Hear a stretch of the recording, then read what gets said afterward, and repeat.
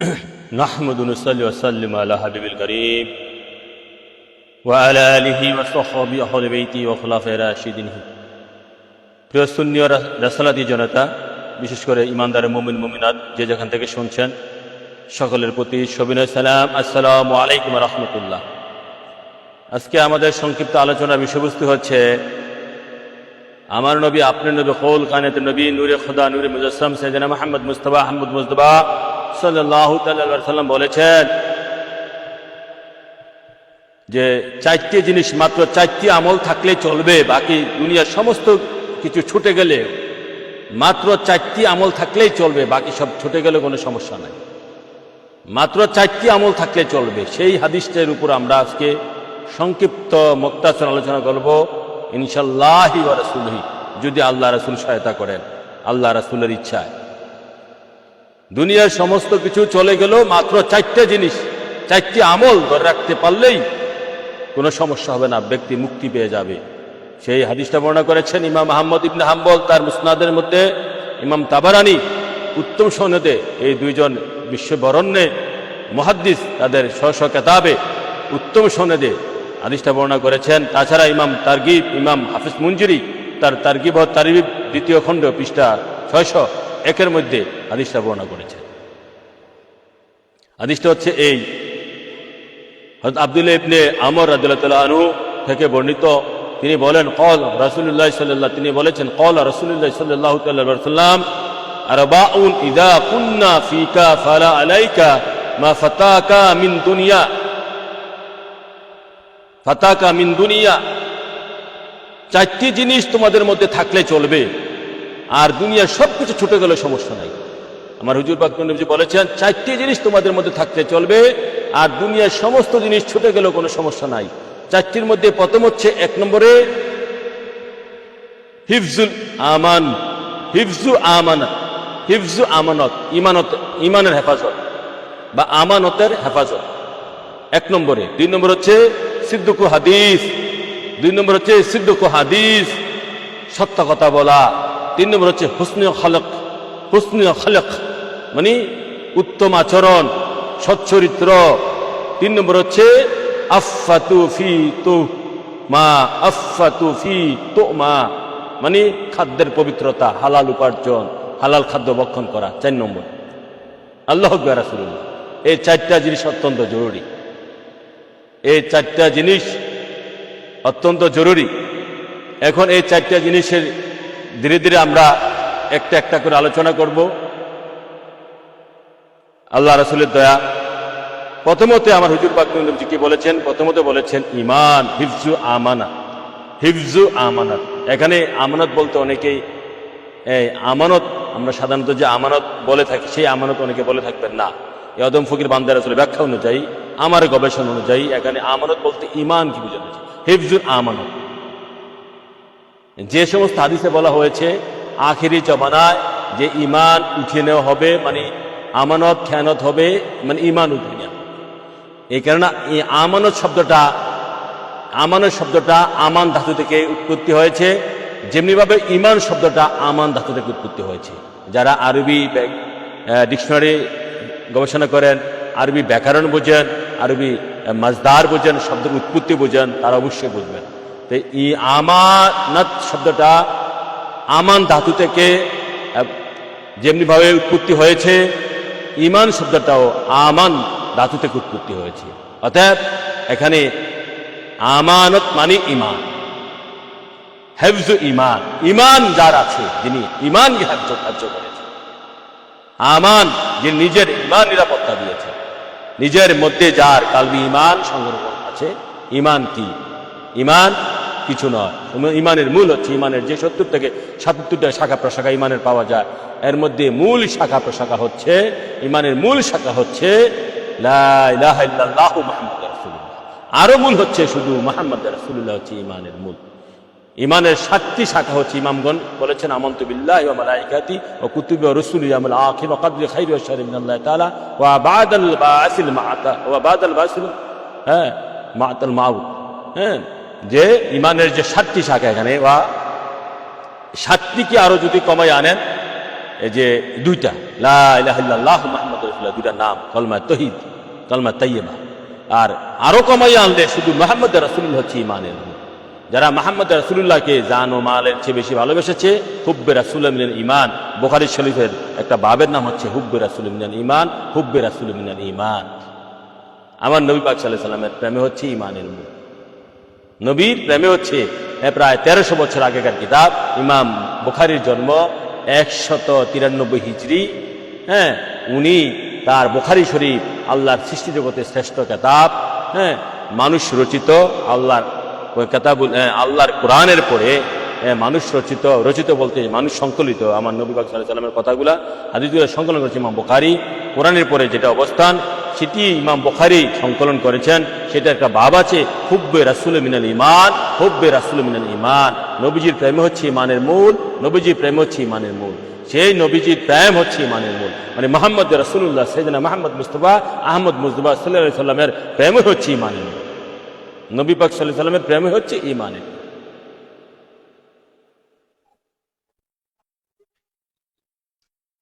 অতএব ঈমান হচ্ছে আমার হুজুর পাক নবী সাল্লাল্লাহু তাআলা আলাইহি ওয়াসাল্লাম।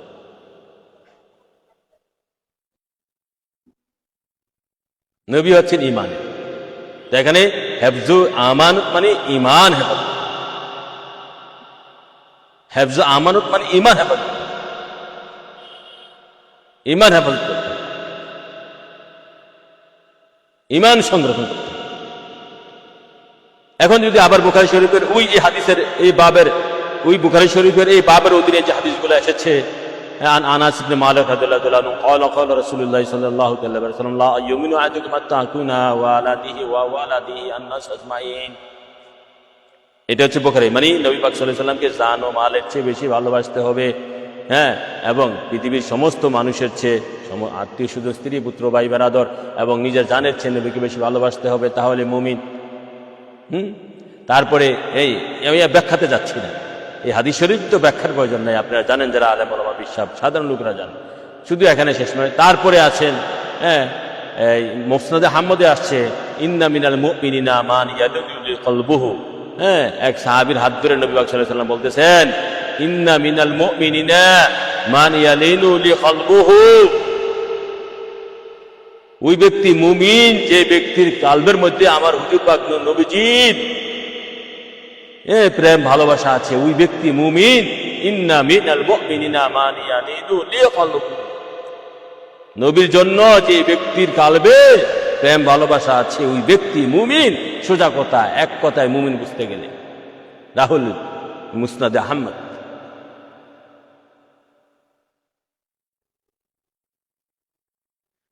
মানে ইমানের মূল হচ্ছে আমার হুজুর পাক। তাছাড়া তাফসিরে ইবনে কাসিরে আছে মুহাম্মাদুন ফারাকুন বাইনান নাস, মুহাম্মাদুন ফারাকু বাইনান নাস। সত্যমিতার পার্থক্যকারী হচ্ছে আমার হুজুর পাক নবীজি। নবী হচ্ছে সত্যমিতার পার্থক্যকারী, নবী হচ্ছে ইমানের মূল। আলা আলা ইমান আলিমাল্লাহ মাহাব্বাত আলা আলা আলা ইমান আলিমাল্লাহ মাহাব্বাত আলা। নবীকে ভালোবাসা হচ্ছে ইমানের মূল, নবীকে ভালোবাসা হচ্ছে ইমানের মূল। এখন আসেন ভালোবাসার দুইটা মাপকাঠির দুইটা হাদিস, ভালোবাসার মাপকাঠির দুইটা হাদিস ইমান নিয়ে সংক্ষেপ আলোচনা। একটা হচ্ছে হুব্বুকা শাইইন ইউমি ওয়া ইউসু, হুব্বুকা শাইইন ইউমি ওয়া ইউসু। যে যারে ভালোবাসে সে তার প্রতি অন্ধ এবং বোবা হয়ে যায়। সে তার দুষ্টুটি দেখতে পায় না, সে তার দুষ্টুটি দেখতে পায় না এবং তার দুষ্টুটি শুনতে পায় না। সে অন্ধ হয়ে যায় এবং সে বোবা হয়ে যায়, বোবার কানে শুনে অন্ধ হয়ে যায়। দেখেন, যে যারে ভালোবাসে সে তার প্রতি অন্ধ হয়ে যায়। Love is blind according to the western literature. পশ্চিমা সাহিত্য অনুযায়ী পশ্চিমা প্রভাব হয়ে যায়, অ্যাকর্ডিং টু দা ওয়েস্টার্ন প্রভাব, পশ্চিমা প্রভাব অনুযায়ী লাভ ইজ ব্লাইন্ড।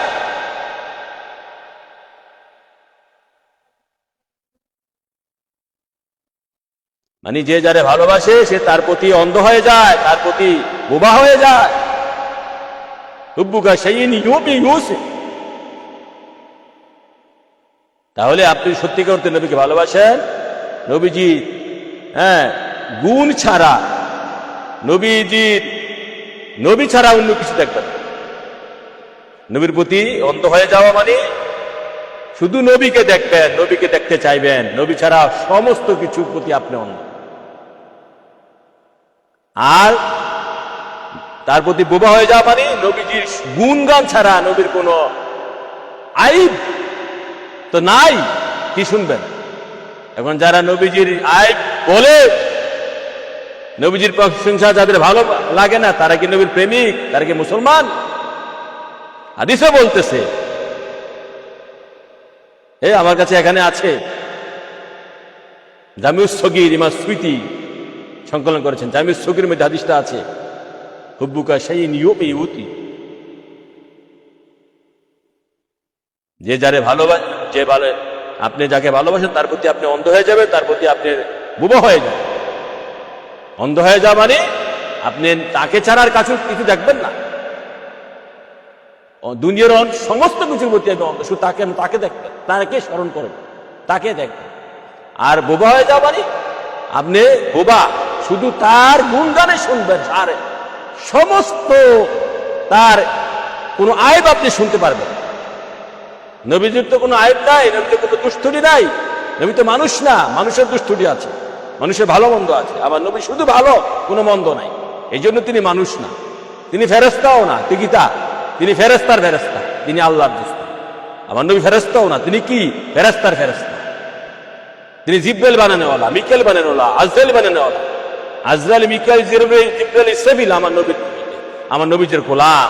নবীজি বলছে ফিস সামা, জিব্রাইল মিকাইল ওয়াজিরু ফিস সামা, জিব্রাইল মিকাইল ওয়াজিরু ফিস সামা, আসমানে আমার দুইজন উজির আছে, জিব্রাইল মিকাইল নবীর উজির, নবীর গোলাম। আর জমিনে নবীদের উজির হচ্ছে আবু বকর এবং উমর, হাদিস শরীফে আছে। জমিনের মধ্যে নবীর উজির হচ্ছে, গোলাম হচ্ছে আবু বকর এবং উমর, আসমানে নবীজির উজির হচ্ছে জিব্রাইল এবং মিকাইল। আল্লাহু আকবার। তাহলে নবীজি কি? নবী মানুষ নয়, তিনি আমাদের মতো নয়, তিনি বড় ভাই নয়। এই ধরনের ইয়াকিন রাখা, বিশ্বাস করা, এই ধরনের ধারণা রাখা কুফুরি, শিরকি, মুনাফিকি, খান্নাসি। তাহলে যে যারে ভালোবাসবে সে শুধু তারে দেখতে চাইবে, সে ছাড়া বাকি সমস্ত কিছু থেকে সে অন্ধ। এবং যে যারে ভালোবাসে সে তার গুণগান শুনবে, গুণগান শুনলেই মজা, এটাই শান্তি, তৃপ্তি। এ ভিন্ন বাকি সমস্ত কিছু হতে সে বোবা। এই গেছে ভালোবাসার লক্ষণ। আরেকটা হাদিস আছে, যে যারে ভালোবাসে সে তাকে সদা সর্বদা স্মরণ করে।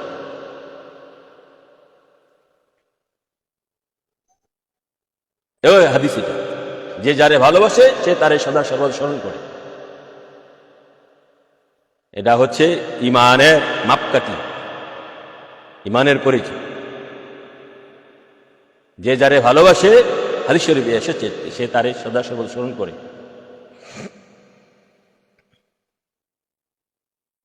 মান আহাব্বা শাইয়ান যিকরাহু, যে যারে ভালোবাসে সে তারে সদা সর্বদা স্মরণ করে। যে যারে ভালোবাসে সে তারে সদা সর্বদা স্মরণ করে। তাহলে আপনি সত্যিকার অর্থে নবীর প্রেমিক হলে, নবীর গোলাম হলে, আপনি নবী পাক সাল্লাল্লাহু আলাইহি ওয়াসাল্লামকে সদা সর্বদা স্মরণ করবেন, সদা সর্বদা স্মরণ করবেন। এটা হচ্ছে ইমানের মাপকাঠি, সত্যিকারের ইমান হেফাজত করা, সদা সর্বদা, দাইমান 24 আওয়ার্স আপনার অন্তরে স্মরণ থাকবে নবীর দু জাহান সাল্লাল্লাহু তাআলা আলাইহি ওয়াসাল্লাম। আপনার অন্তরে স্মরণ থাকবে আমার হুজুর পাক নবীজি সাল্লাল্লাহু তাআলা আলাইহি ওয়াসাল্লাম, স্মরণ থাকবে। যে যারে ভালোবাসে সে তাকে স্মরণ করে।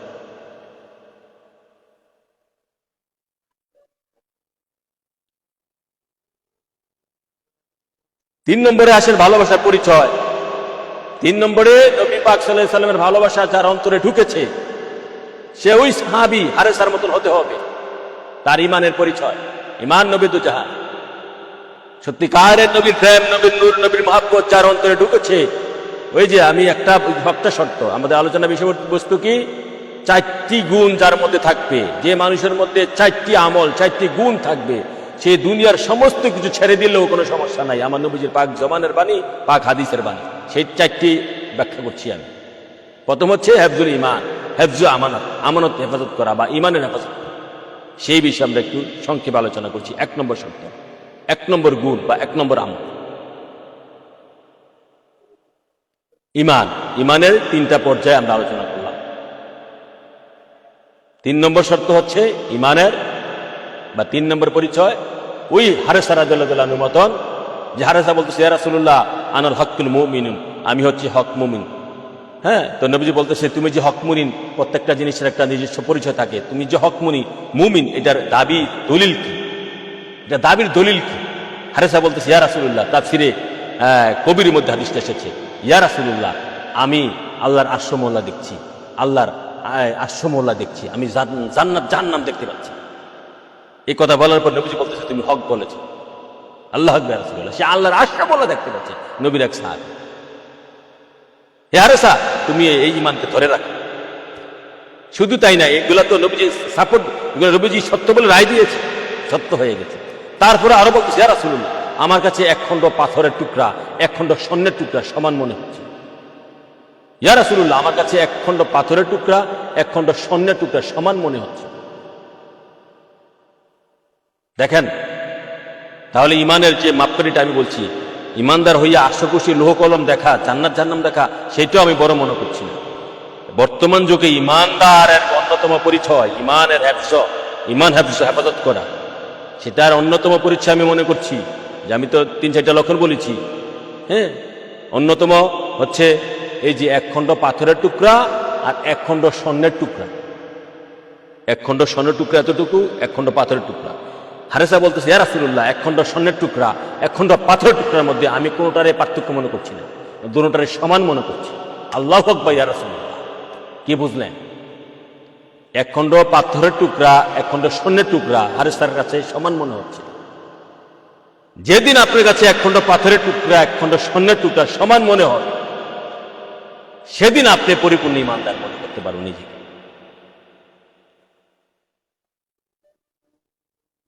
ইমানের মাপকাঠি, তাহলে মনে করেন নিজের ইমান হেফাজত করতে পেরেছেন। অন্তরের মধ্যে ইমান বসেছে আপনার অন্তরে। 1 খণ্ড পাথরের টুকরা 1 খণ্ড স্বর্ণের টুকরা দুটোটা সমান মনে করতে পারে, যে স্বর্ণটা বেশি মূল্যবান নয়, বরং পাথরটাই মূল্যবান।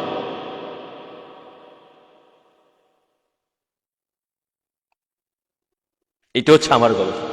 হ্যাঁ, এটা হাদিস শরীফের একটা হাদিস, আমি বলেছি, রেফারেন্স দিয়েছি। তাফসীরে কবিরের প্রথম খণ্ডে হাদিসটা এসেছে, আর অন্যান্য গ্রন্থ হাদিসটা এসেছে। এ হচ্ছে ইমানের মাপকাঠি, ইমানের সত্য। ইমান হেফজ করার অন্যতম যে পরিচয়, আপনি ইমান হেফজ করছেন, এগুলার পরিচয়। আল্লাহ রাসূল যেন আমাদেরকে ইমান হেফজ করার তৌফিক দান করে, এই আখিরি জামানা ফিতনা জামানার মধ্যে ইমান ধরে রাখার তৌফিক দান করে। আর ইমানের মূল মুহাম্মদ রাসূলুল্লাহ, আল্লাহ না, নবী দুজাহানের প্রেম ভালোবাসা, নবীজির আদর্শ আসতেছি। নবীজির আদর্শ পরবর্তীতে আছে যে 4টা জিনিস ধরে রাখতে পারলেই দুনিয়ার সমস্ত কিছু ছুটে গেলে কোনো সমস্যা নাই। 4টা জিনিসের মধ্যে নবীজির আদর্শ তো অবশ্যই আছে পরবর্তীতে। 1 নম্বর হচ্ছে হেফজুল ইমান বা হেফজ আমানত, আমানত ধরে রাখা, আমানত হেফাজত করা, ইমান হেফাজত করা 1 নম্বর। হ্যাঁ, 2 নম্বর হচ্ছে 2 নম্বর আমল। 4টি আমল থাকলে চলবে, মাত্র 4টি আমল। এখন তো গেলে 1 নম্বর। 2 নম্বর আমল হচ্ছে সিদ্দিকুল হাদিস, সত্য কথা বলা। সিদ্দিকুল হাদিস, সদা সর্বদা সত্য কথা বলা। সত্য কথা বলতে বলতে মানুষ সিদ্দিক হয়ে যায়। আল্লাহু আকবার রাসূলুল্লাহ। সত্য কথা বলতে বলতে মানুষ সিদ্দিক হয়ে যায়, সদা সর্বদা সত্য কথা বলে। 2 নম্বর আমল, সমস্ত কিছু ছুটে গেলে সমস্যা নাই, ইমানের পরে 2 নম্বর আমল হচ্ছে সদা সর্বদা সত্য কথা বলা। আপনি যে পেশায় থাকেন না কেন, যে কর্মে থাকেন না কেন, আপনি ইমাম সাহেব হন, আলেম হন, মুফতি হন, মুহাদ্দিস হন, বক্তা হন, ব্যবসায়িক হন, মাস্টার হন, টিচার হন, শিক্ষক হন, হ্যাঁ, দোপা হন, মুচি হন, রিক্সা চালক হন, দিনমজুর হন, জজ হন, ব্যারিস্টার হন, চাকরিজীবী হন, যাই হন, আপনি যাই হন না কেন, যা কিছু আপনি বিলং করেন না কেন, যা কিছু আপনি হন না কেন, যে যেখানে থাকেন না কেন, আপনি সদা সত্য কথা বলবেন। এটা হচ্ছে ইসলামের অন্যতম বৈশিষ্ট্য, আমার নবীজির অন্যতম আদর্শ। তো নবীজি বলছে সে অন্যতম বৈশিষ্ট্য হচ্ছে একজন মুসলমানের সদায় সত্য কথা বলবো, সদা সত্য কথা বল, সিদ্দিকুল হাদিস, সদা সত্য কথা বল। হ্যাঁ, মিথ্যা হচ্ছে মহাপাপ। সত্যের বিপরীত কি? মিথ্যা। আপনি সদা সত্য কথা বলবেন, মিথ্যা ত্যাগ করতে হবে। নাকি মিথ্যা বলা যাবে? 3 জায়গা ব্যতীত অন্য কোথাও মিথ্যা কথা বলা যাবে না।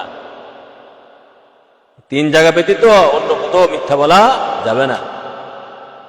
3 জায়গা কি? এক হচ্ছে আপনি স্ত্রীর সাথে মিথ্যা বলা যায়।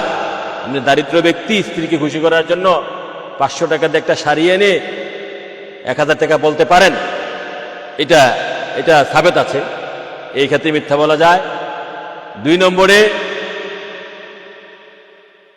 যুদ্ধের ময়দানে হিকমতে মিথ্যা বলা যায়, যুদ্ধের ময়দানে, ইসলামিক জিহাদের ময়দানে। 3 নম্বরে 2 ভাই ঝগড়া লেগেছে, মারামারি কাটাকাটি অবস্থা উপক্রম, আপনি একজন সর্দার মাতবর, দুইজনকে ঠান্ডা করার জন্য, ঝগড়াটা মিটিয়ে দেওয়ার জন্য এখানে আপনি দুইজনের একটি কৌশল ব্যবহার, মিথ্যা এখানে কৌশল, এখানে ওইরকম মিথ্যা না, কৌশল ব্যবহার করে আপনি তাদেরকে মিঠাই দিলেন। এই 3 জায়গা ব্যতীত পৃথিবীর কোথাও মিথ্যা বলা যায় নেই। তো সদা সত্য কথা বলতে হবে। তা আমাদের সমাজে মিথ্যা সমাজ, তার সাথে নাই আমার নামাজ, হুজুগে মানুষ নাই তার হুশ।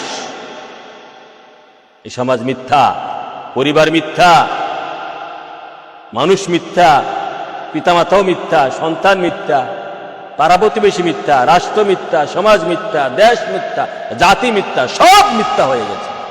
মিথ্যার উপরে সবার বসবাস, সব মিথ্যা।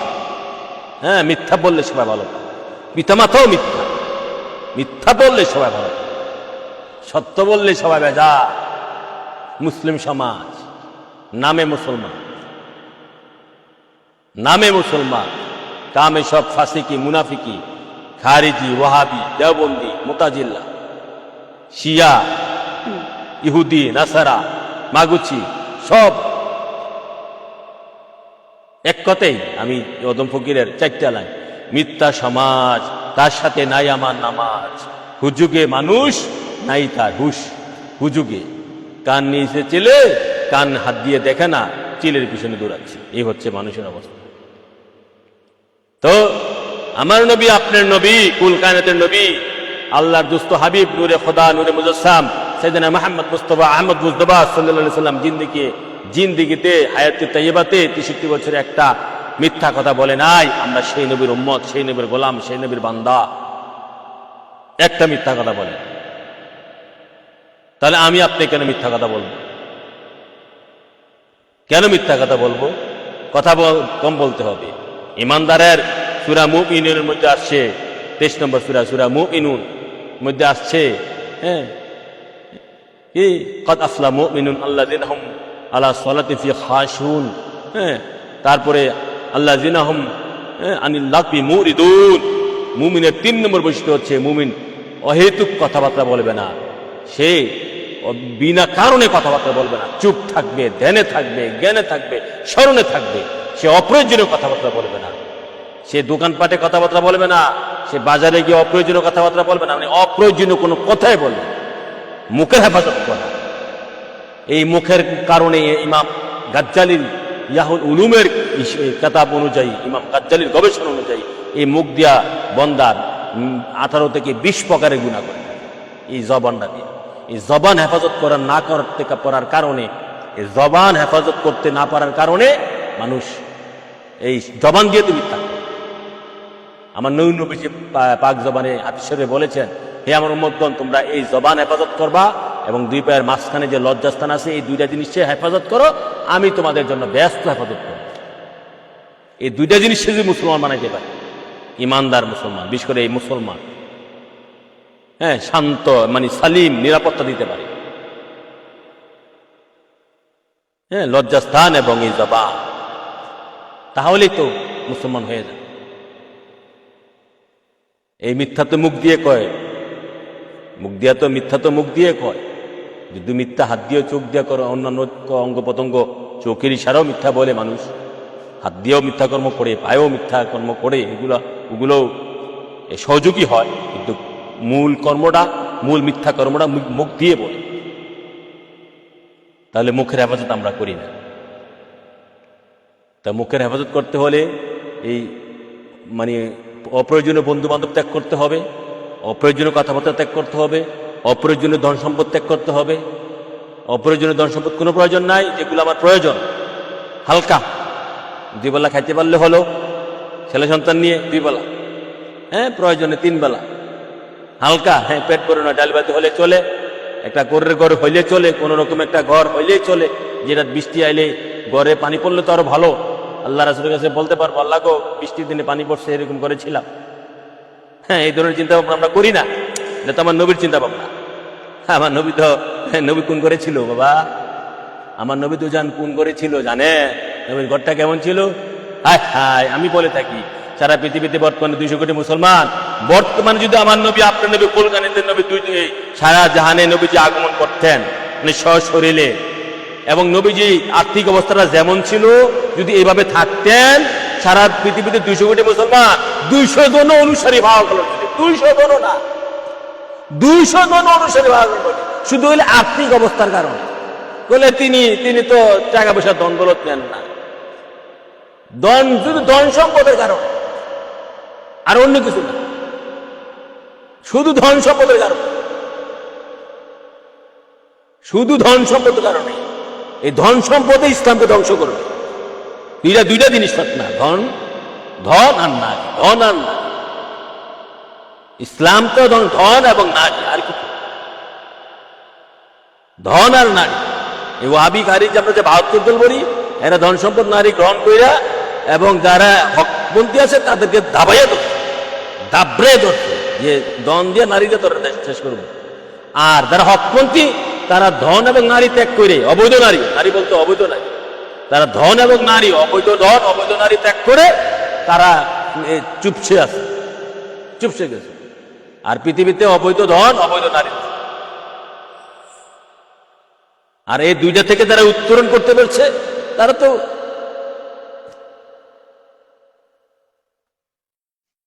কোথায় যাবে? আমার নবী পাক সাল্লাল্লাহু আলাইহি সাল্লাম এর জীবন ব্যবস্থা কি আদৌ সম্ভব এখন বর্তমান পৃথিবীতে?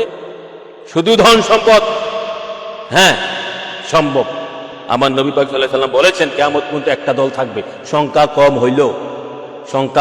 হইলেও একটা দল থাকবে কিয়ামত পর্যন্ত সঠিক রাস্তায়।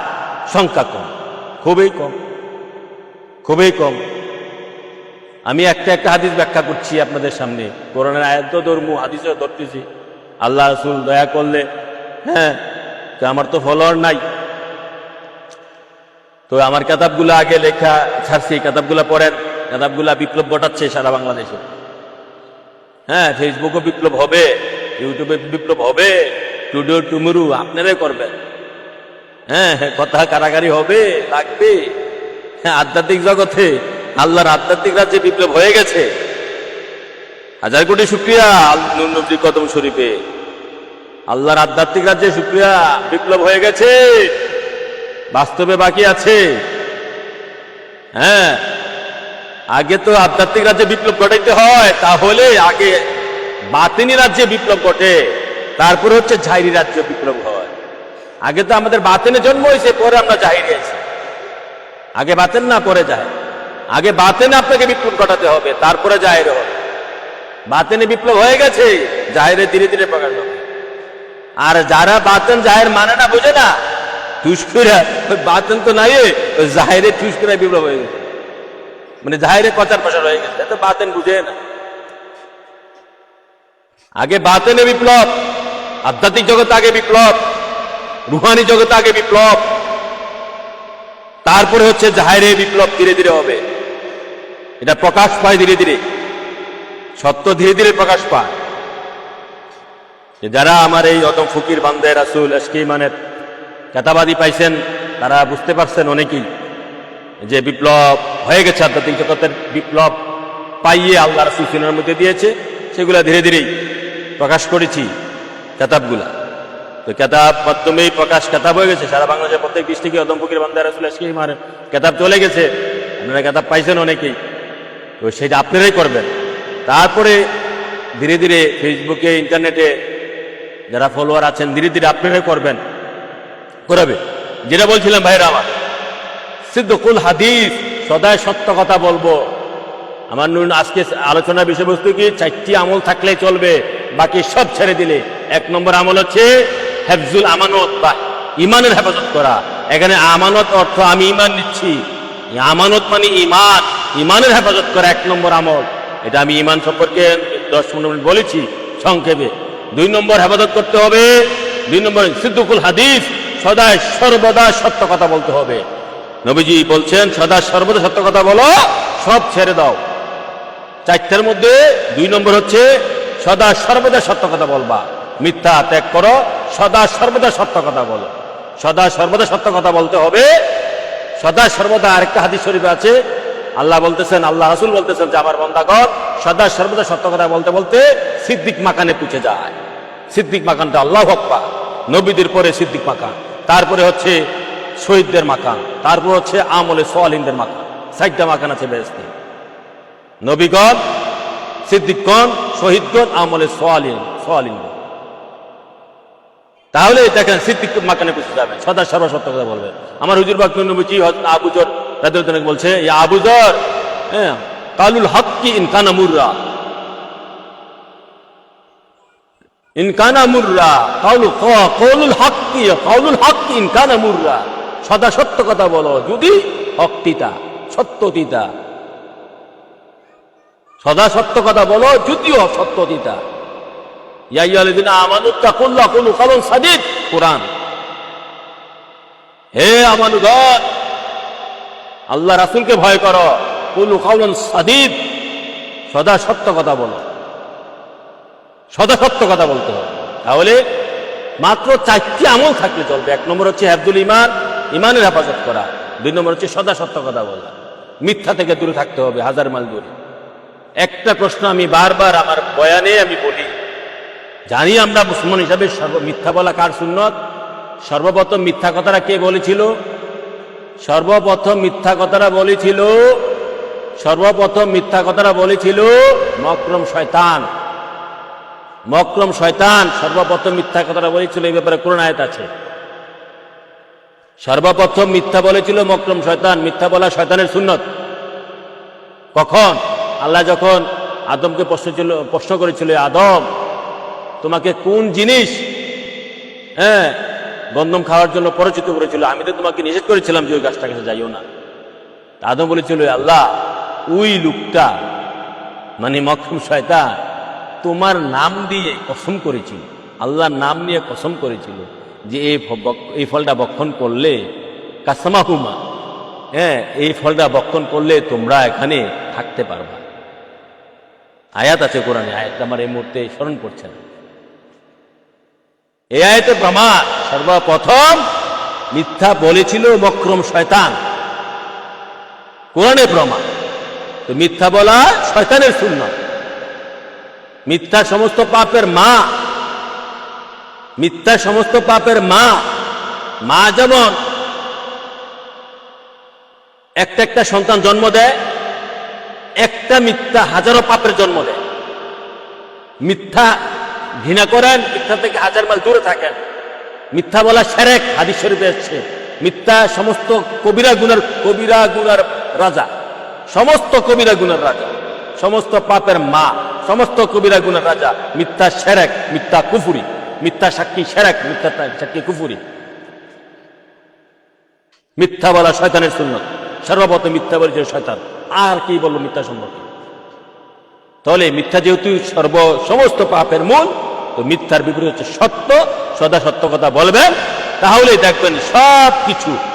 যদি সদা সত্য কথা বলার চেষ্টা একটু অভ্যাস করেন, তাহলে আমার নবী শান, যদি ওহাবিরা, খারিজিরা, দেওবন্দিরা, লামাজিবিরা, শিয়া, মুতাজিলিরা, যত ভাউত্তর বাতিল আছে, তারা যদি সদা সর্বদা সত্য কথা বলার অভ্যেস করে, তাহলে দেখবেন মরার একদিন আগে হইল তারা শূন্য এমন, তারা নবীর প্রেমিক হয়ে এমন, তারা হকটা সত্যটা পাইয়া মরবো। কেননা আল্লাহ এই লোকটারে কখনো সত্য থেকে বিমুখ করবে না। কেননা তে সদা সর্বদা সত্যর পক্ষে ছিল, সত্য কথা বলে। হ্যাঁ, সত্যের পক্ষে যুদ্ধ করেছে, সত্য কথা বলেছে, মিথ্যাকে ঘৃণা করেছে। এই একটা আমল যদি থাকে আপনার মধ্যে, আমি অদম ফকির, আমি অদম ফকির আপনার জন্য, আমি দোয়া করব, এবং আমিও এই অদম ফকিরের মধ্যে যদি কিছু দিয়ে থাকে। কেননা ইবনে মাজাহ শরীফে আসছে, মুসলিম শরীফে আছে, সিয়াসিতে শরীফে আমি 2টা হাদিস পেয়েছি। হাসরের মাঠে অলিরা সাফায়াত করবে, অলিরা সাফায়াত করবে, হক্কানি পীরেরা সাফায়াত করবে। হ্যাঁ, যে ব্যক্তি শুধু সদা সর্বদা জান প্রাণ দিয়ে সত্যের পক্ষে থাকবে, সে কখনো নিরাশ হবে না আল্লাহ রাসূলের রহমত থেকে। সত্য এইভাবে বলতে হবে, সত্যের পক্ষে এইভাবে থাকতে হবে। হ্যাঁ, আপনি মুনাফিককে ভয় করে সত্যের বিমুখ হয়ে গেলেন, দুনিয়ার ভয়ে আপনি সত্য বিমুখ হয়ে গেলেন, মিথ্যার পক্ষে চলে গেলেন, লাঠির ভয়ে আপনি সত্য বিমুখ হয়ে গেলেন, এগুলো হলে তো চলবে না। হ্যাঁ, যে হ্যাঁ আমি সত্যের জন্য কেল্লা দিয়ে দেব, সত্যের জন্য আমি রক্ত দিয়ে দিব, সত্যের জন্য আমি এভাবে থাকতে হবে। থাকলে থাকার মতো থাকতে হবে, থাকলে থাকার মতো থাকতে হবে। তাহলে সদা সত্য কথা বলিব, আমাদের কবিতার মধ্যেও আছে, আমাদের হাদিস শরীফের মধ্যেও আছে, আমাদের কোরআন শরীফের মধ্যেও আছে, আমাদের পিতামাতা দাদা দাদিরা শিখাইছেন, আমাদের এই স্কুল কলেজ মাদ্রাসায় সমস্ত বইয়ের মধ্যে আছে। কিন্তু আমরা পড়ি না, আমরা বলি না, আমরা এটা বাস্তবায়ন করি না। আমরা ক্ষণিকের সত্যের মধ্যে জলাঞ্জলি দেই, হ্যাঁ, সত্যকে জলাঞ্জলি দিয়ে দেই। আল্লাহ রাসূল যেন আমাদের এই সমস্ত কর্ম থেকে আমাদেরকে রক্ষা করে, সকলে বলি আমিন। এখন আসুন ভাইরা, তাহলে আমাদের মূল আলোচনা বিষয় ছিল কি, 4টি আমল করলেই চলবে, দুনিয়ার সমস্ত আমল ত্যাগ করলেও। 2টা আমল বর্ণনা করেছি, এক হচ্ছে হেফজুল ইমান বা হেফজুল আমানত, 1 নম্বরে ইমান হেফাজত করা, 2 নম্বর হচ্ছে সদা সর্বদা সত্য কথা বলা, 3 নম্বর আমল হচ্ছে হুসনিয় খলক, মানে সচ্চরিত্রের মধ্যে দেন সবাই সাজা। আমার নবী পাক সাল্লাল্লাহু আলাইহি ওয়াসাল্লাম সচ্চরিত্র। কোন ব্যক্তি জান্নাতে প্রবেশ করতে পারবে না, সে চিন্তা অনেক হাদিস এসেছে, লা ইয়াদখুলুল জান্নাতা ইল্লা বিহুসনি খালক, লা ইয়াদখুলুল জান্নাত ইল্লা বিহুসনি খালক, লা ইয়াদখুলুল জান্নাতা ইল্লা বিহুসনি খালক। এরকম অনেক হাদিস এসেছে। কেউ জান্নাতে বেহেশতের মধ্যে প্রবেশ করতে পারবে না, হুসনি খালক মানে তার পবিত্র, মানে সর্বদিক দিয়ে হুসনি খালক মানে শুধু একটা চরিত্র ভালো এরকম না, সর্বদিক দিয়ে চরিত্র ভালো, সর্বদিক দিয়ে চরিত্র ভালো। হুসনি খালক মানে খাওয়া দাওয়া, ওঠা বসা, চলা ফেরা, ঘুম নিদ্রা, পাড়া প্রতিবেশী, আত্মীয় স্বজন, একদম আখলাক পরিপূর্ণ। ইন্নাকা লালা খুলুকুল আযীম, ইন্নাকা আলা খুলুকুল আযীম। আল্লাহ পাক যেমনি তার দোস্ত হাবিব নূরে খোদা নূরে মুজাসসাম আকায়ে মাওলা তাজরে মদিনা সাইয়েদনা মুহাম্মদ মুস্তাফা আহমদ মুস্তাফা সাল্লাল্লাহু আলাইহি সাল্লামকে ঘোষণা দিয়েছে, ইয়া রাসূলুল্লাহ, আপনার চরিত্র হচ্ছে সর্বকালের সর্বযুগের সর্বশ্রেষ্ঠ আদর্শ, আপনার চরিত্র মোবারক হচ্ছে সুমহান, অসীম সীমাহীন সম্মান। যেমন নবীজি পাক সাল্লাল্লাহু আলাইহি সাল্লামের চরিত্র মুবারক, তারপরে অন্য জায়গায় আসছে লাকাদ কানা লাকুম ফি রাসূলিল্লাহি উসওয়াতুন হাসানাহ, নবী পাক সাল্লাল্লাহু আলাইহি সাল্লামের আদর্শ মুবারক সর্বকালের সর্বযুগের সর্বশ্রেষ্ঠ আদর্শ। তা এখানেই নবী পাক সাল্লাল্লাহু আলাইহি সাল্লামের আদর্শ, নবী যেমনি আল্লাহর সৃষ্টির মধ্যে শ্রেষ্ঠ আদর্শ ধারণ করে আছে, সমস্ত নবী আদম থেকে ঈসা সমস্ত নবীরা মিলে যে আদর্শ, আমার নূর নবীজি আদর্শ মুবারকের 1000 কোটি ভাগের 1 ভাগ। আদম থেকে ঈসা, হযরত আদম থেকে ঈসা নবীর মধ্যে যে আদর্শগুলো এসেছে, আমার নূর নবীজি 1000 কোটি ভাগের 1 ভাগ। তারপরে 1,24,000 সাহাবী, তারও আমার নবী পাক সাল্লাল্লাহু আলাইহি সাল্লামের 1000 কোটি ভাগের 1 ভাগ,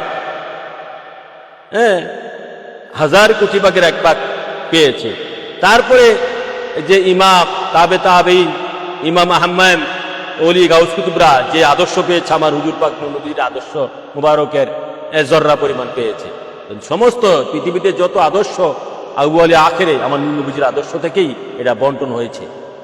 যেমন বুখারী শরীফে আসছে, আল্লাহ ইউতি ওয়া ইন্নামা আনা কাসিমুন, আল্লাহর আদর্শে আল্লাহর গুণে গুণান্বিত আমার আখেরি নবী সাইয়েদনা মুহাম্মদ মুস্তাফা, আর নবীর গুণে গুণান্বিত কুল কায়নাতের যত নবী রাসূল ওলি গাউস কুতুব পীর ফকির দরবেশ মুমিন মুমিনাত আছে, নবীর থেকে আসছে। তাহলে এখন হুসনি খালক চরিত্র ঠিক করতে হবে সর্বদিকে নবীর। এখানে নবীর সমস্ত সুন্নত সমূহ এসে যায়। হুসনে খালক বলতে আমার নূর নবীজির সমস্ত সুন্নত, সমস্ত আদর্শ মোবারক এসে যায়। এগুলা ঠিক করতে হবে। নবীজির সুন্নত মুবারক আদর্শ, সর্ব আদর্শ, আমার নূর নবীজি কিভাবে খাইছেন, কিভাবে ঘুমাইছেন, কিভাবে চলছেন, স্বামী স্ত্রী, পাড়া প্রতিবেশী আদর্শ, সর্বদিক দিয়ে শুধু কথা। হ্যাঁ, পৃথিবীতে আগমন থেকে শুরু করে দোলনা পর্যন্ত, মানে দোলনা থেকে শুরু করে এবং মৃত্যু কবর পর্যন্ত যা লাগে সব, সর্বদিক দিকে সর্ব আদর্শ, সব জায়গায় নবীজির আদর্শ, এগুলা গ্রহণ করে।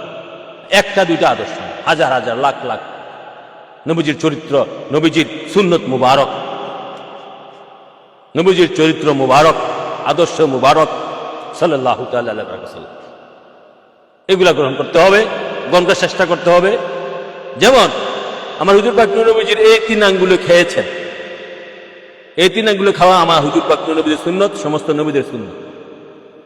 এখনকার এই 1500 বছর পরে এসে যদি আপনি এই 3 আঙ্গুলে না খান, যদি এই সুন্নতটা মানেন, শুকরিয়া আলহামদুলিল্লাহ, ঈমান আনার পর এটা মানা জরুরি।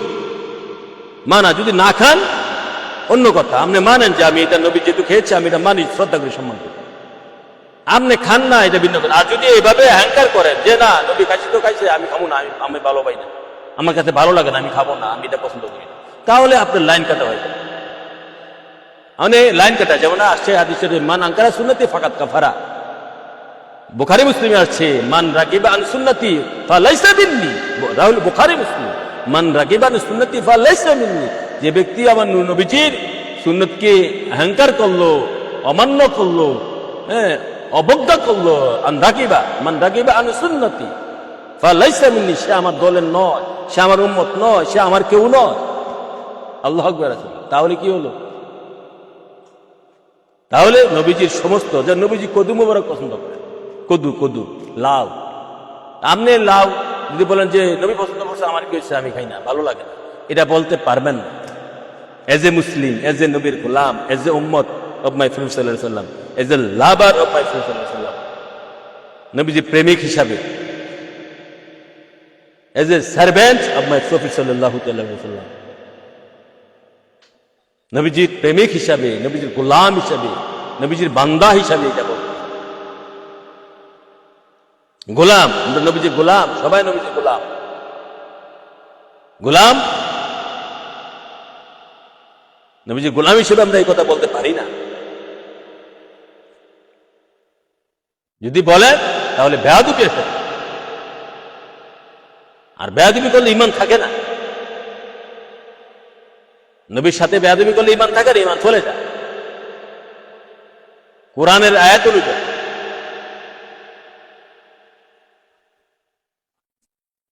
একাধিক জায়গায় কোরআন শরীফ এসেছে, আমালুকুম আনতুম লা তাশরুন,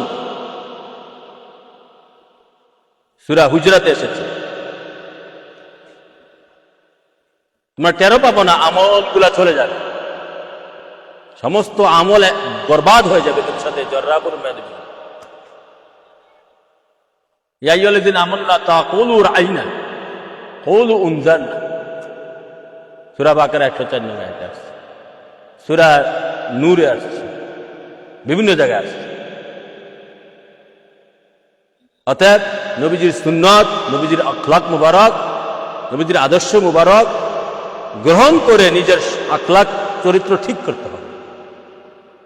নবীর সুন্নত দিয়ে নিজের আখলাক ঠিক করতে হবে, নবী যেভাবে করছে সেভাবে করার চেষ্টা করতে হবে। হ্যাঁ, যদিও হুবহুব সম্ভব নয়, যদিও হুবহুব সম্ভব না, আপনি ধরেন না 1টা 2টা 3টা 5টা 10টা 20টা 50টা 100টা 500টা যা পারেন চেষ্টা করেন, চেষ্টা করতে হবে। তো আমাদের আদর্শ মডেল থাকবে একমাত্র সাইয়েদনা মুহাম্মদ মুস্তাফা সাল্লাল্লাহু আলাইহি ওয়াসাল্লাম, আমাদের একমাত্র মডেল, আমাদের একমাত্র মডেল, হ্যাঁ, আমাদের একমাত্র মডেল, যিনি আল্লাহর দুস্থ হাবিব, যিনি তারানেওয়ালা, যিনি সুপরিষ্কারণীওয়ালা, যিনি বেহেশতের মালিক, আমাদের যিনি ব্যতীত আমাদের গতি নেই, যিনি নূরে খোদা, নূরে মুজাসসাম, যিনি আল্লাহর হাবিব, যিনি রাহমাতুল লিল আলামিন, আসা আইব আসাকা মাকামা মাহমুদা, যাকে আল্লাহ মাকামা মাহমুদ দান করেছেন, সর্বকালের সর্বশ্রেষ্ঠ প্রশংসিত যিনি, সেই নবী ব্যতীত আমাদের কোনো উপায় নেই। সেই নবী হচ্ছে আমাদের মডেল, মডেলেরও মডেল, যিনি ইমানের ইমান, যিনি বাচ্চারও বাচ্চা। সেই নবীকে আমাদের সামনে সবসময় রাখতে হবে। সেই নবী কিভাবে খাইছেন, সেই নবী সম্পদ জমা করে রাখে নাই, সেই নবী বক্তব্য দেওয়ার আগে টাকা চুক্তি করে নেয় নাই, নামাজ পড়ে টাকা নেয় নাই। এই আলেম সমাজ, বক্তা সমাজ, তোমরা মুখে মুখে বলো নবীর প্রেমের কথা, সে নবী চুক্তি করে টাকা নেয় নাই, নবীজি নামাজ পড়ে টাকা নেয় নাই, তোমরা সব কিছুতে টাকা করে ফেলেছ। এগুলো ঠিক না। তোমরা ইমান টাকা দিয়ে কেনা যায় না, প্রেম টাকা দিয়ে কেনা যায় না। তোমরা নবীর গোলামি করো, টাকা এভাবে আসবে, টাকা তোমাদের গোলাম হবে। টাকা দুনিয়া মুমিনের গোলাম, টাকা মানুষের গোলাম, ধন সম্পদ মানুষের গোলাম। কোন মানুষ? ইমানদার মানুষের গোলাম। ধন সম্পদ ইমানদার মানুষের গোলাম। কোরআনে আসছে ইন্নাল্লাযীনা আমানু ওয়া আমিলুস সালিহাতি উলাইকা হুমুল ইন্নাল্লাযীনা আমানু ওয়া আমিলুস সালিহাতি লাহুম মাগফিরাতুন ওয়া রিজকুন কারীম। ইন্নাল্লাযীনা আমানু ওয়া আমিলুস সালিহাতি লাহুম মাগফিরাতুন ওয়া রিজকুন কারীম। একাধিক আয়াতে আসছে, যারা ঈমান আনছে, সৎকর্ম করছে, তাদেরকে আল্লাহ ক্ষমা করে দিবেন, তাদেরকে সম্মানী রিজিক দিবেন। সম্মানী রিজিক। তুমি যদি সত্যিকারে ঈমান এনে থাকো, সত্যিকারের কল্যাণকর কাজ করে থাকো, তাহলে টাকার পিছনে তুমি আমি কেন ছুটবো? টাকা না তোমার পিছনে ছুটবে। হাদিস শরীফে এসেছে তো, হাদিস শরীফে এসেছে রিজিক মানুষের পিছনে ছুটে। রিজিক মানুষের গোলাম। রিজিককে মালাকুল মউত যেভাবে আমার আপনার পিছনে লাগিয়ে রয়েছে, রিজিক তার চেয়ে দ্রুত গতিতে আমার আপনার পিছনে লাগিয়ে রয়েছে। হাদিস শরীফে পড়েন নাই আপনারা? এই আলেম সমাজ, বিশ্বময় আলেম সমাজ, এই সুন্নি জামাতের আলেম সমাজরা আপনারা পান নাই? পাওয়ার পরেও এই ধরনের হাদিস কেন টাকার পিছনে ছোটেন? মানে আপনারা দুনিয়ার গোলাম, আপনারা নবীজির গোলাম হতে পারেন না, এই জন্য টাকার গোলাম হইতে পারছেন। টাকার গোলাম। সত্যিকারের যদি নবীর গোলাম হইতেন, তাহলে টাকা আপনার গোলাম হবে। টাকায় বলবে, বাবা আমারে আপনি ব্যবহার করেন, হুজুর আপনি আমাকে ব্যবহার করেন, আপনি আমাকে। এই অদম ফকির টাকার গোলাম নই, এই সারা জান আমার গোলাম। আমি নই একমাত্র নবীর গোলাম, সারা জান আমার গোলাম, আমি নবীজির গোলাম। এটাই হচ্ছে মুমিনের বৈশিষ্ট্য। হ্যাঁ, আমি 100 টাকা দিয়ে ঢাকা শহরে 1 মাস চলেছি। আমাকে আমার আল্লাহ, আমার নবী চালাইছে। আমি ওই ঘরানার লোক। আমি 8 বছর রাস্তায় ছিলাম নবীর প্রেমে পড়ে। তখন আমি মাসে 100 টাকা দিয়ে চলতাম। আমার খানা লাগতো না, পড়া লাগতো না, সব খাওয়াইতো আল্লাহ রাসূল। 100 টাকাও লাগতো না মাসে, টাকা পকেটে আরো আসতো। তা আমি তো ওই ট্রেনিং দিয়ে আসছি, হেরাগুয়ার সামনে ট্রেনিং দিয়ে আসছি। ভাইয়ের আমার, কথায় কথা নেই তো, এই অবস্থা ভালো না। দেশের সুন্নি জামাত বলি আমরা, আলেম ওলামা, পীর সাহেব, এই ফেসবুক ইউটিউবের আলেম ওলামা বক্তারা সব টাকা চলে গেছে। আমি কিতাব লিখেছি, কিতাব পড়েন, পেটার নফসের জালে ইমাম মুফতি আলেম পীর সাহেবরা গেল রসাতলে। বই লিখেছে, 10 বছর আগে লেখা হয়েছে, বই শেষ হয়ে গেছে কপি। পেটার নফসের জালে ইমাম মুফতি আলেম পীর সাহেবরা গেল রসাতলে। যাক, আলোচনা ওদিকে যাচ্ছি না, যে টপিকস নিয়ে আলোচনা করছি সেদিকে থাকার চেষ্টা করি। এসে পড়ে কষ্টের কথা তো, এই সিনার ভিতরে কষ্ট আল্লাহ রাসূল দিয়ে রাখছে, আল্লাহ রাসূলও আছে, কষ্ট আছে। যাও, হুসনে খালক লাগবে, হুসনে খালক যেটা আর কি, উত্তম আচরণ। উত্তম আচরণ করতে আনবেন, উত্তম আচরণ আমি আপনি বানাবো। নবীর কাছ থেকে শিখতে হবে, নবীজির আদর্শ মোবারক থেকে, নবীজিকে দেখে দেখে, নবীজির সুন্নাত দেখে দেখে, নবীজির কিতাব দেখে দেখে। এবং নবীকে কোন জায়গায় পাবেন? নবীকে পাবেন হক্কানি আলেম ওলামা পীর সাহেব।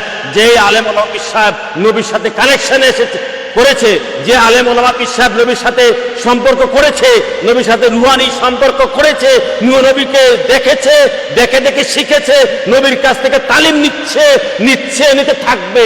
যে আলেম ওলামা পীর সাহেবরা নবীর কাছ থেকে শিখতেছে, জানতেছে, নবীকে জান মাল দিয়ে ভালোবেসে নবীকে গ্রহণ করেছে, বাতেনে গ্রহণ করেছে, তার কাছ থেকে শিখবেন।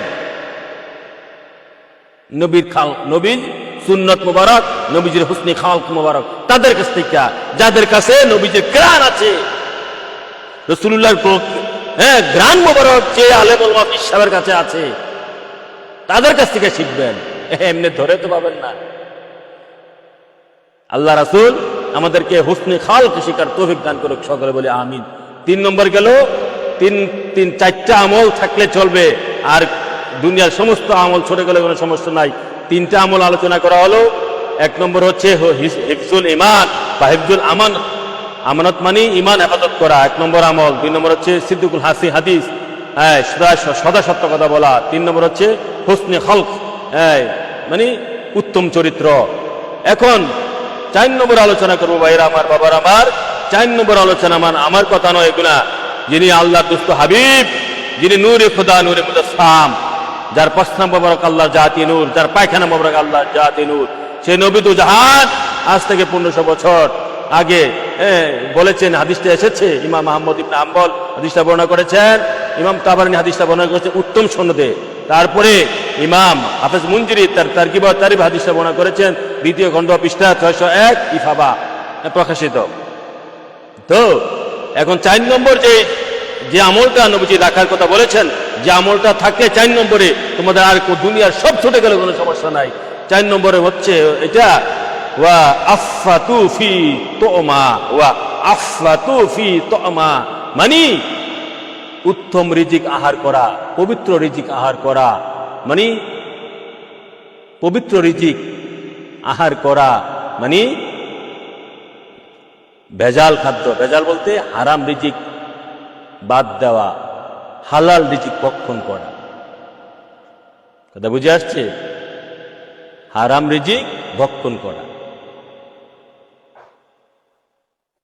হালাল রিজিক ভক্ষণ করা, হারাম রিজিক থেকে নিজের দেহকে রক্ষা করা। এইটার মধ্যে দেখেন আমার নবী দু জাহান 1500 বছর আগে কি বলে গেছেন। যিনি যে আল্লাহর দুস্থ, যার জবান মোবারক দিয়ে এমন কথা মোবারক বেরোইছে যেগুলা কিয়ামত পর্যন্ত, কিয়ামতের পরে বেহেশতের মধ্যে আমরা এই দেহে যতদিন থাকিবে প্রাণ, এই দেহে প্রাণ না থাকার পরেও আমরা নবীকে নিয়ে গবেষণা করি। এই দেহ ছাড়া রুহু জানেন, এই দেহ ছাড়া রুহ স্বাধীন, দেহ ছাড়াও রুহ স্বাধীন। যদি ইমাম জালালউদ্দিন সুয়ুতি, ইমাম জালালউদ্দিন রুমিকে পড়েন, আরিফ বিল্লাহ জালালউদ্দিন রুমিকে পড়েন তার মস্তবি শরীফে, এই দেহ থেকে যখন রুহ বের হয়ে যাবে, এই রুহু দেহ ব্যতীত রুহু ব্যতীত দেহ স্বাধীন নয়, কিন্তু দেহ ব্যতীত রুহু স্বাধীন। আমরা যখন রুহু নিয়ে থাকবো, দেহ ছাড়া শুধু রুহু নিয়ে থাকবো, তখনও নবীর হাদিস শরীফ নিয়ে গবেষণা করব। এবং কিয়ামতের এই পৃথিবীতে আসার আগেও নবীজির হাদিস নিয়ে গবেষণা করেছি, এবং কিয়ামতে পুরো নবীজির হাদিস নিয়ে গবেষণা করব।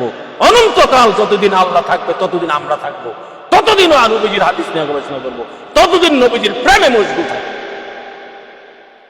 ততদিন নবীর প্রেমে মশগুল থাকবো। আল্লাহ রাসূল দয়া করলে ইনশাআল্লাহ ওয়া রাসূলি। তাও 4 নম্বরে হচ্ছে আফাতু ফি তুমা, পবিত্র রিজিক ভক্ষণ করা, হালাল রিজিক ভক্ষণ করা।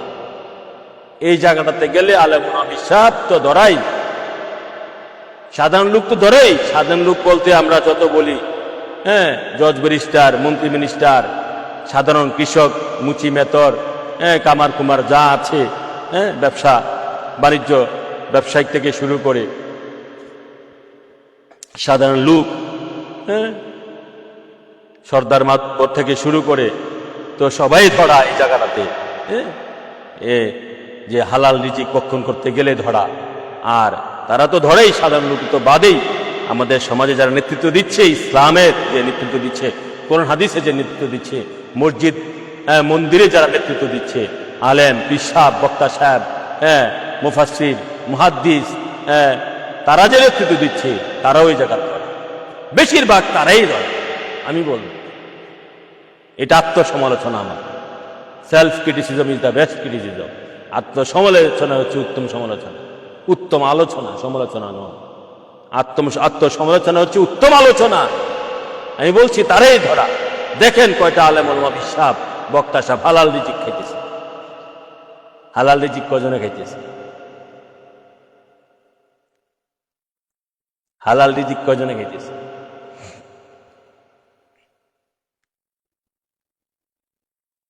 এই জায়গাটা ধরা। হালাল হারাম বুঝে, হালাল হারাম বুঝে। এই হালালের ব্যাপারে কত ওয়াজ করেছি, কথা বলছি, বলবো মরার পর্যন্ত। এই দেহে যতদিন থাকিবে প্রাণ, আমি গেয়ে যাব রাসূলুল্লাহর গান। দাজ্জাল মুনাফিক যত বজ্জুয়ার দল, আমি ভয় করি না কোন শয়তানের গল।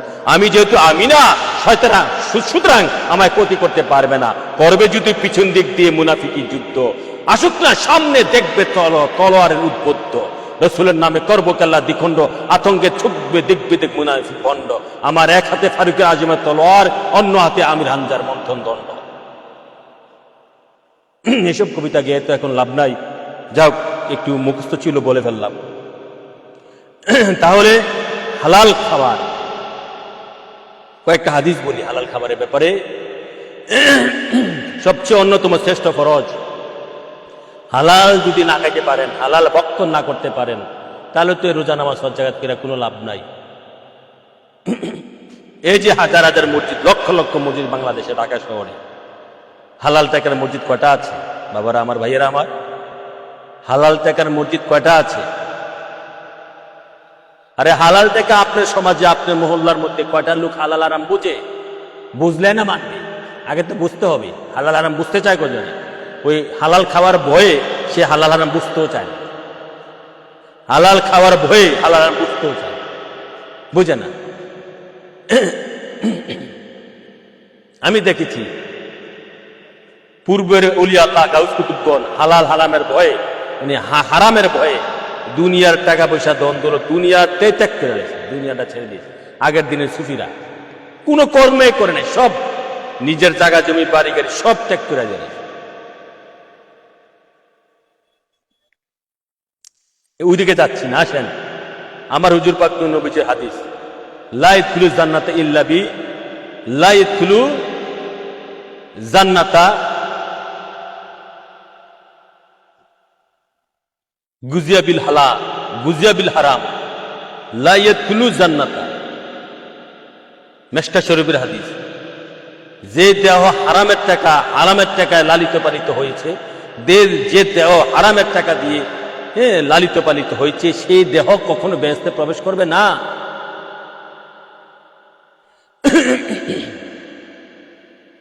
যে দেহ হারামের টাকা দিয়ে লালিত পালিত হয়েছে, সে দেহ কখনো প্রবেশ করতে পারবে না, বেহেশতে প্রবেশ করবে না। আমার নবী, আপনার নবী ফুল কানাতের নবী বলেছেন। এ ব্যাপারে আমার অনেক বক্তব্য আছে, ইউটিউবে ফেসবুকে আপনারা দেখতে পাবেন।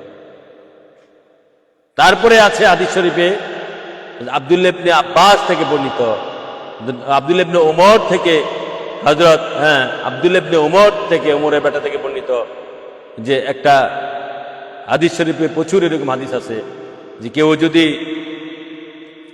100 টাকা দিয়ে 10 দিনার দিয়ে যদি একটা জামা কাপড়, জুব্বা কিনলো, একটা কাপড় কিনলো, একটা কাপড়কে এর মধ্যে যদি এক দিনার যদি হারাম থাকে, হারামের টাকা থাকে, এই জুব্বা পরে নামাজ পড়লে নামাজ হবে না। এই জুব্বা পরে নামাজ পড়লে নামাজ হবে না। তাহলে দেখেন, ইবাদত কবুল হওয়ার পূর্ব শর্ত হচ্ছে হালাল রিজিক ভক্ষণ করা, হালাল রিজিকের টাকা দিয়ে জামা কাপড় কিনা। এখন আমি আপনাকে প্রশ্ন করি, এই হাদিস দিয়ে কিয়াস করা যায়? এই হাদিসের সনদ সহ আমার কাছে ভুরি ভুরি প্রমাণ আছে, আমি দিতে গেলে সময়ের সাপেক্ষে আরো বিভিন্ন জায়গায় এবারত সহ উপস্থাপন করেছি। এখন এই হাদিসের উপরে কিয়াস করতে পারেন আপনি, যেখানে 10 দিনার দিয়ে যদি একটা জুব্বা কিনেন, এখানে 1 দিনার হারাম থাকলে সেই জুব্বা পরে নামাজ পড়লে নামাজ হবে না। এখন যদি আপনি এই জন্য 10,000 দিনার দিয়ে একটা মসজিদ করলেন, এখানে যদি 1 দিনার হারামের থাকে, 100 দিনার হারামের থাকে, তাহলে এই মসজিদে নামাজ পড়লে নামাজ হবে? হবে না। তাহলে কিসের টাকা দিয়ে মসজিদ বানাইতেছে? আপনার সমাজে কয়টা লোক হালাল খায়? আমি জিজ্ঞাসা করেছিলাম এক ওহাবি মোল্লাকে, জানি না। তো না জানলে নামাজ নিয়ে তো ভাড়াবাড়ি কেন করে? আগে হালাল নিজে খান, পরে অপরকে হালাল খাওয়ার তালিম দেন। হালাল খাইয়া তারপরে নবীর সালাত করেন, নবীর সালাত আদায় করেন। নবীর সালাত সমাজের সালাত না এবং শয়তানের সালাত না। শয়তানের সালাদ থেকে যোজন যোজন দূরে থাকেন, সমাজের সালাদ থেকে যোজন যোজন দূরে থাকেন। সমাজেরটা নবীন না, শয়তানেরটা তো শয়তানের, সমাজের সালাদ থেকে শয়তানের দখল করে নিয়েছে। নবীর সালাদ ধরবেন এবং হালাল খাইবেন, দেখবেন সালাদ যে কি মজা জিনিস। 40 দিন যদি হালাল খান, দেহের মধ্যে কালবের মধ্যে নূর পয়দা হয়, এক হাদিসে এসেছে। সেই তো গেলে একটা, এই তো 3টা হাদিস। আরেকটা হাদিসে আছে যে 1 লোকমা, এই 3 আঙ্গুলে 1 লোকমা, এই 3 আঙ্গুলে যদি 1 লোকমা নেন 20 থেকে 30টা ভাত উঠবে। 3 আঙ্গুলের মধ্যে 20 থেকে 30টা ভাত উঠবে। বা 1 টুকরা রুটি, 1 টুকরা রুটি। আরব দেশে তো আমার নবীজি ভাত খাইছে বলে প্রমাণ নাই, রুটি খাইছে নাকি ভাত খাইছে, পাইছে না দিছে? হ্যাঁ, আমি তো পাই নাই, রুটি খাইছে বা অন্যান্য জিনিস খাইছে, খেজুর খাইছে। তো এখন তো 1 টুকরা রুটি 3 আঙ্গুলে 1 লোকমা বলা হয়।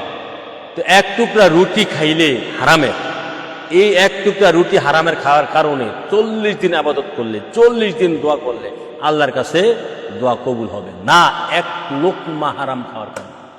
দেখছেন কত বড় নবীজি শরীয়ত কত বড় কঠিন করে দিয়ে গেছে। এই মোল্লার দল, এই ওয়াহাবি ফারিজির দল, এই সুন্নি ভাইয়েরা কি ওয়াজ করেন, কি বুঝলেন? কি ওয়াজ করেন, কি বুঝলেন? হ্যাঁ, কি বুঝলেন? 1 লোকমা হারাম খাইলে, 1 লোকমা, মাত্র 1 লোকমা হারাম খাইলে, 1 টুকরা রুটি, এই 20-30টা ভাত হারাম খাইলে, তাহলে সর্বপ্রথম 1 নম্বর আবাদতটা আমি মনে করি এই হালাল খাওয়া। নামাজ তো অনেক পরে, আগে হালাল খাওয়া শিখেন, তারপর নামাজ ধরেন, নবীর নামাজ ধরেন। এই যদি এভাবে আপনি হালাল খাইতে পারেন, কষ্ট করে কবুতরের মতন বেছে বেছে হালাল খান, আপনার কালবের মধ্যে নূর পয়দা হবে, নূরে মুহাম্মদ সাল্লাল্লাহু তাআলা সাল্লাম পয়দা হবে কালবে। এই নূর দিয়ে আপনি সালাত আদায় করবেন, এই নূর দিয়ে তখন সালাত আদায় করবেন। হ্যাঁ, তারপরে এই সালাতটিকে আল্লাহ বলছে অত্তাকু ফিরাসাতুল মুমিনুন, হ্যাঁ মুমিনের, হ্যাঁ ফাহুয়া ইয়ানযুরু বিনুরিল্লাহ, অত্তাকু ফিরাসাতুল মুমিনিন। তিরমিজি শরীফে আসছে ফাহুয়া ইয়ানযুরু বিনুরিল্লাহ, মুমিনের দৃষ্টিশক্তিকে ভয় করে, কেননা মুমিন আল্লাহ নূর দিয়ে দেখে। তার কালবের মধ্যে যে নূর আছে সেটা হচ্ছে আল্লাহ রাসূলের নূর, সেই নূর দিয়ে দেখে। সেই নূরটা কখন আসে?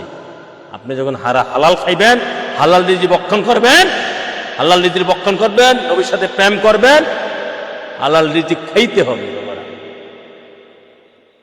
যত বড় ওলি গাউস কুতুব হয়েছে তত বেশি সে হালাল খাইছে, তত বেশি সে দুনিয়াতে কি হয়েছে। যত বড় ওলি গাউস কুতুব পীর ফকির হয়েছে সে তত বেশি হালাল খাইছে, তত বেশি দুনিয়াতে কি হয়েছে।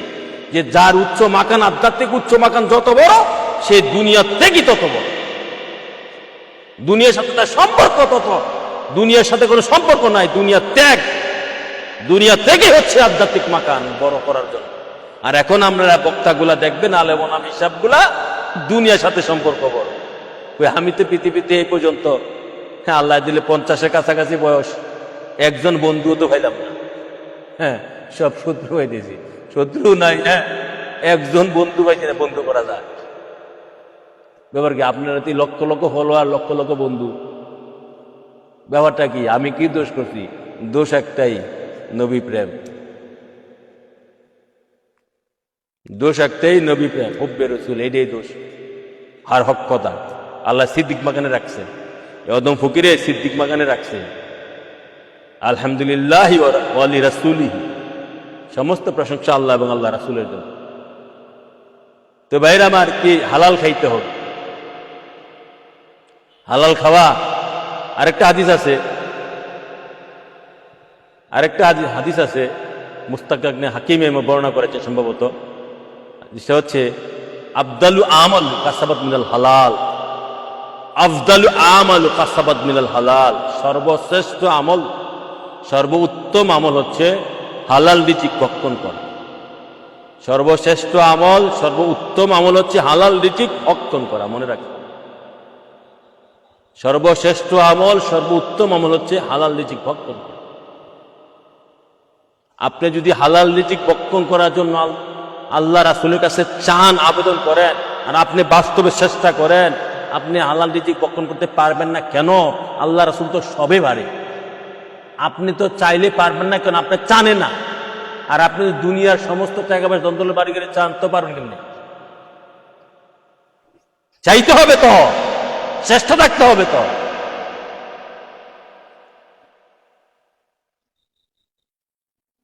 তাহলে বাবারা আর পারছি না, আমরা লাইভের শেষের পথে, যে আজকে মাত্র একটা হাদিস নিয়ে আলোচনা করেছি। হাদিসটা হচ্ছে ইমাম আহমদ তার মুসনাদে বর্ণনা করেছেন, মুসনাদে বর্ণনা করেছেন, ইমাম তাবারানি হাদিসটা বর্ণনা করেছেন উত্তম সনদে। তারপরে ইমাম হাফেজ মুনজিরি তার তারগিব ও তাহিব হাদিসটা বর্ণনা করেছেন দ্বিতীয় খণ্ড পৃষ্ঠা 601-এ। এই একটা হাদিস বর্ণনা করেছি। হাদিসটার মূল সারমর্ম হচ্ছে এই: আমার হুজুর পাক নূর নবী নূরে খোদা নূরে মুজাসসাম আকে মাওলা তাজের মদিনা সাইয়েদনা মুহাম্মদ মুস্তাফা আহমদ মুজবা সাল্লাল্লাহু আলাইহি ওয়াসাল্লাম বলেছেন, হে আমার দুনিয়ার উম্মতগণ, এমন এক জমানা আসবে, যদি হাদিসের মধ্যে কথাগুলো নাই, এমন জমানা আসবে এই কথাগুলো নাই। হাদিসটা তিনি বলেছেন যে 4টা আমল তোমাদের মধ্যে থাকলে চলবে, বাকি দুনিয়ার সব ছুটে গেল সমস্যা নেই। 4টা আমলের মধ্যে 1 নম্বর হচ্ছে হেফজুল আমানত। এই আমানতের অর্থ আমি করেছি ইমান, মানে ইমান হেফাজত করা বা আমানত হেফাজত করা। আমানত মানে 4টিখানি আমানত নয়, এই ইমান আমি ব্যাখ্যা করেছি প্রথম থেকে, যারা শুনেন নাই শুনবেন। ইমান হেফাজত করা 1 নম্বরে, 2 নম্বরে সদা সিদ্দিক হাদিস, সদা সত্য কথা বলা 2 নম্বরে, 3 নম্বরে হুসনে খালক, সচ্চরিত্র, মানে আমার হুজুর পাক নবীজির সুন্নত সমূহকে সর্বপ্রকারের সুন্নত সমূহের মাধ্যমে নিজের চরিত্রকে সুন্দর করা। 3 নম্বরে হালাল রিজিক ভক্ষণ করা। 4 নম্বরে হালাল রিজিক ভক্ষণ করা। এই 4টা আমল যদি আমরা, আবার বলছি, 1 নম্বরে হেফজুল ইমান, ইমান হেফাজত করা, ইমান জানা মানা বোঝা চিনা, ইমান হেফাজত করা, ইমান জানা মানা বোঝা চিনা, গ্রহণ করা, নিজের মধ্যে ইমান গ্রহণ করা, নিজের কালবের মধ্যে ইমান। কাতাবা ফি কুলুবিহিমুল ইমান, ইমান কালবে থাকে, ইমান নিজের কালবের মধ্যে গ্রহণ করা, ইমান হেফাজত করা, ইমান সংরক্ষণ করা, ইমানের সত্যসমূহ পালন করা। ইমান আমি সংক্ষেপে ইমান সম্পর্কে আলোচনা করেছি, আপনারা শুনবেন। 2 নম্বরে হচ্ছে সিদ্দিকুল হাদিস, সদা সত্য কথা বলা। 3 নম্বর হচ্ছে হুসনে খালক, উত্তম চরিত্র। উত্তম চরিত্র কি, কিসের, কোন মডেলের চরিত্র বানাবেন? আমার হুজুর পাক নবীজির সমস্ত প্রকারের সুন্নতগুলো গ্রহণ করে উত্তম চরিত্র, উত্তম আখলাক, নিজের আখলাক উত্তম করবেন। 4 নম্বর হচ্ছে সদা সর্বদা কি, 4 নম্বর হচ্ছে হালাল রিজিক ভক্ষণ করা। এই 4টি আমল যদি আপনার মধ্যে আমার মধ্যে থাকে, আমার নবী, আপনার নবী, কুলকায়নাতের নবী হুজুর পূর্ণ সাল্লাল্লাহু আলাইহি ওয়াসাল্লাম বলেছেন, বাকি সমস্ত দুনিয়ার সমস্ত কিছু ছুটে গেলেও তোমাদের কোনো সমস্যা নাই, কোনো সমস্যা হবে না।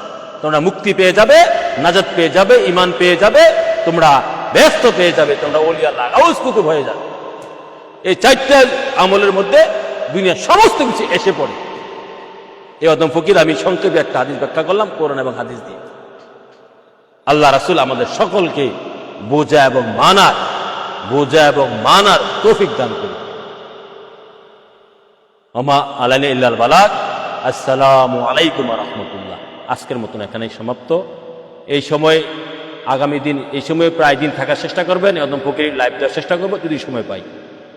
সকাল মাগরিবের পর বা এশার পর 8টা থেকে বা 7:30 বা 8টা থেকে।